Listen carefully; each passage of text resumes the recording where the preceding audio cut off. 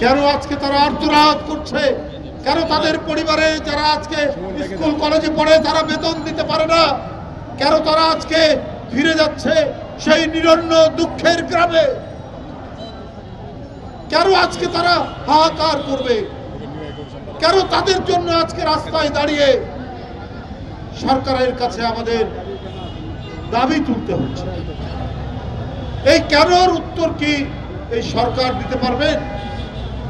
সরকার প্রধান বললেন ছাত্ররা দল করতেই পারে, গণতান্ত্রিক আমরা যদি মূল্যবোধে বিশ্বাস করি, গণতান্ত্রিক কালচারে বিশ্বাস করি, করতে পারে। কিন্তু যাদের রক্তের উপর দাঁড়িয়ে আপনারা এই কথাগুলো বলছেন, তারা তো সেই রক্তের ঋণ যে পরিশোধ করা উচিত,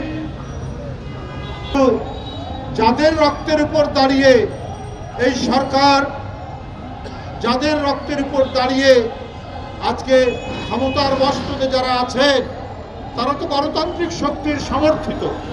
তারা কেন চোখ ঘুরিয়ে রেখেছেন অন্যদিকে? তারা কেন আজকে অন্যান্য বিষয় নিয়ে ব্যতিব্যস্ত? আজকে ৫-৬ মাস হতে চলল। এই ৫-৬ মাসের মধ্যে এদের পুনর্বাসনের জন্য সরকারের একটা বড় ধরনের তাগিদ, একটা ড্রাইভ আমরা কেন দেখলাম না? সেই ঋণ তো পরিশোধ করছেন, বরং উল্টে নানা ধরনের অভিযোগ, নানা ধরনের তীর ছোড়া হচ্ছে। ছাত্র সংগঠন ছাত্রদলকে বলে যে আমরা ছাত্রদলের মধ্যে নিষিদ্ধ ছাত্রলীগের প্রতিচ্ছবি দিচ্ছে। ভাই, কে কখন নিষিদ্ধ হয় আমরা জানি না। এখন ছাত্রলীগ নিষিদ্ধ কিনা আমরা জানি না।